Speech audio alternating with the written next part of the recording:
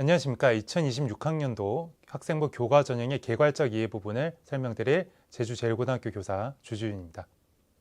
우선 교과 전형의 유형에 대해서 설명드리도록 하겠습니다. 교과 전형의 유형은 일반 교과형, 지역균형 선발 전형, 그리고 지역 인재 선발 전형이 있습니다. 일반 교과형 같은 경우에는 전국 모든 대학에서 일반적으로 실시를 하고요. 모집 인원도 자율적으로 선발하게 되어 있습니다. 지역균형 같은 경우에는 서울 및 수도권 소재 4년제 대학에서 보통 실시를 하고 학교장 추천서가 반드시 필요합니다. 그래서 이게 처음으로 이제 확대돼서 신설됐을 때는 학교장 추천 전형이라고 하니까 학생들이 이제 많이 신청하는 경향이 있었는데 실질적으로 상당히 높은 커트라인이 형성이 돼서 지금 제가 경험했던 바로는 특정 대학 몇 군데를 제외하고는 모집 인원 제한이 있더라도 모집 인원이 다 차지하는 경우가 많다는 점 미리 설명을 드리고요.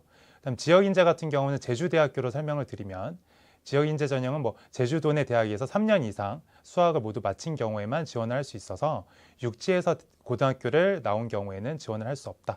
그래서 제주도뿐만 아니라 타 지역에서도 그 지역 내 고등학생들만 선발하는 전형이다.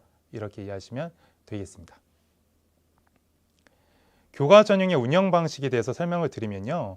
일괄합산 전형, 종합과 마찬가지입니다. 일괄합산 전형이 있고 단계별 전형이 있는데 종합 전형 같은 경우에는 단계별 전형이 더 많은 반면 교과 전형은 단계별 전형으로 진행하는 경우는 적고 일괄합산 전형이 더 많은 편입니다.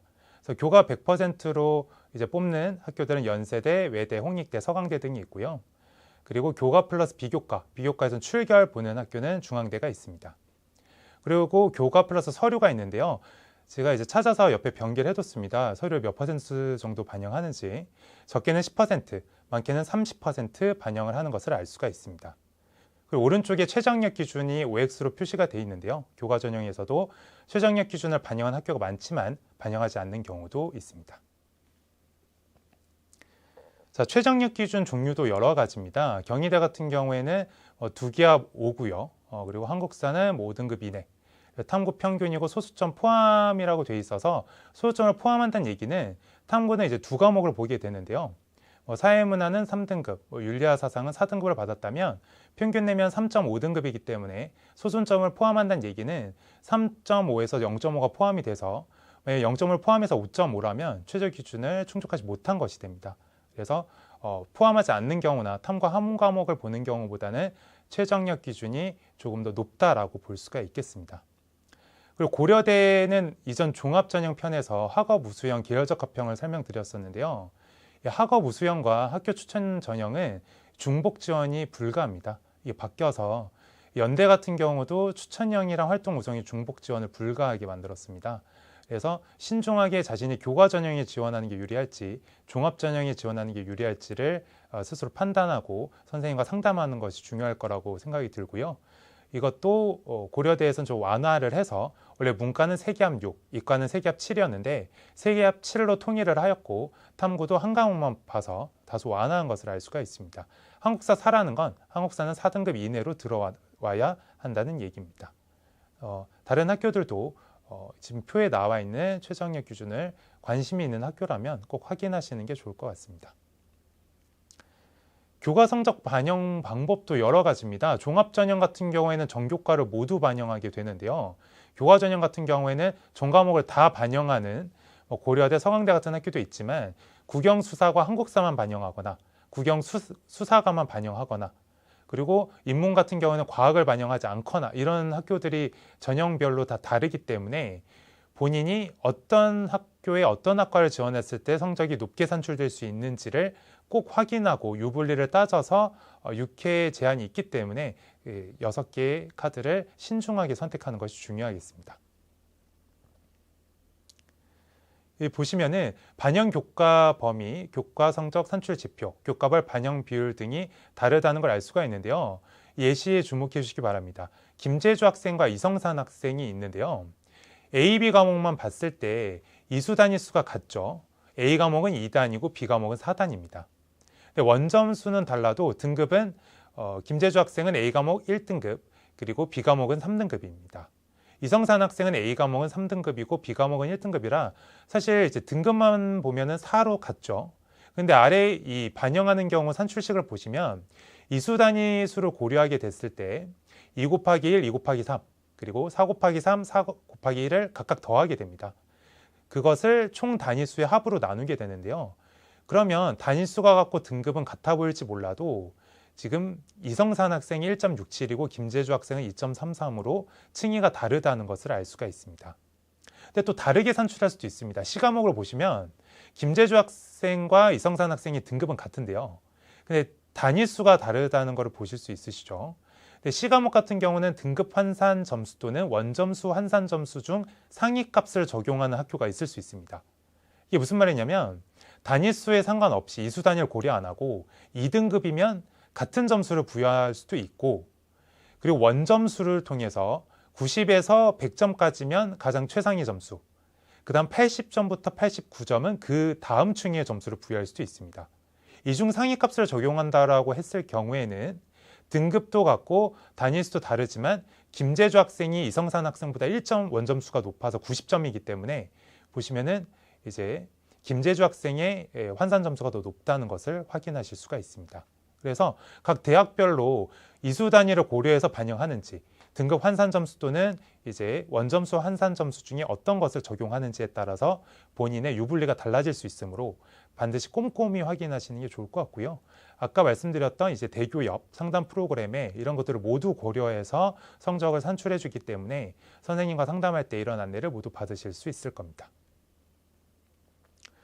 진로선택교과 성적반영대학입니다. 보시면 진로선택은 아까 설명드린 것처럼 첫 번째 챕터였는데요. 이제 ABC 3개 등급으로만 나오는 과목을 진로선택 과목이라고 합니다. 근데 보면은 두 과목만 반영한다는 건 진로선택 과목이 뭐 10개든 20개가 되든 간에 상위 두 과목만 반영한다는 얘기고요. 세 과목은 상위 세 과목, 그리고 주요 교과 뭐 국영수사과만 반영한다던가 아니면 전 과목 모든 진로선택을 다 반영하는 학교들도 있습니다. 그래서 간혹 보면은 이제 진로선택이 절대평가다 보니까 80점 이상만 받으면 A라고 설명드렸었는데, 그래서 일반 선택 과목에 중점을 두고 공부를 하다가 진로 선택 과목이 간혹 이제 B가 나오는 경우가 있을 수 있습니다. 그럴 때는 진로 선택 과목을 전 과목 반영하는 학교보다는 상위 과목만 반영하는 학교가 훨씬 더 이제 유리할 수 있겠죠. 그래서 본인 성적에 맞는 대학을 지원해야 합격 확률이 높아진다는 점 다시 한번 강조드립니다. 자, 교과 성적 반영 방법인데요. 이제 진로 선택 과목 좀 더 자세히 설명드리면 이제 첫 번째 줄 보시면 A는 20점, B는 15점, C는 10점. 이렇게 A, B, C를 정량적으로 정해진 점수를 급간별로 부여하는 대학이 있는 반면, 다음 페이지 보겠습니다. 고려대입니다. 고려대 입학처에서 가져왔는데요. 아까 첫 번째 챕터에서도 설명을 드렸었는데 A는 1등급으로 똑같이 줍니다. 근데 B 같은 경우에는 아까 첫 번째 챕터에서가 이제 A의 이제 비율이 32.3% 정도였는데요. 그럼 아까 4등급이라고 설명드렸었고, A와 B의 비율을 합산한 64% 정도의 비율을 이 소수점으로 붙이는 겁니다. 그러면 4.64등급이 되겠죠. 그래서 이런 경우는 이제 고려대 경우에는 A 비율이 높은 진로 선택 같은 경우에는 B를 받아버리면 상당히 낮은 점수로 측정이 되기 때문에 상당히 불리해질 수가 있습니다. 그래서 고려대 서강대 같은 경우는 진로 선택을 정량적이 아니라 변환 점수로 반영을 하기 때문에 이 부분은 고려대 서강대를 지원할 계획이라면 이제 주의 깊게 보셔야 될 부분으로 판단이 됩니다. 네, 이제 학생부 교과와 학생부 종합전형 커트라인을 비교해 보겠습니다. 우선 연세대 자료를 가져왔는데요. 보시면은 이제 전체적인 학과 세부 점수도 50%컷, 70%컷이 나와 있는데, 이제 이 방송을 시청하시는 분들도 대학 어디가 홈페이지 가면 전부 다 확인하실 수 있는 자료들입니다. 교과 전형이 이제 추천형으로 되어 있는데요. 커트라인이 다 1점대에 구성되어 있는 걸 보실 수가 있고요.